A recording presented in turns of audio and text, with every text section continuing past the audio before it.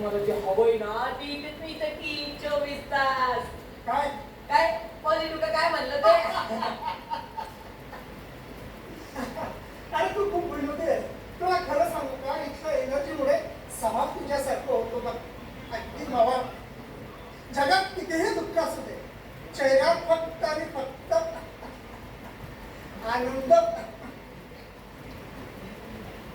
हो, पण पण हा आनंद मिळणे कदापि शक्य नाही.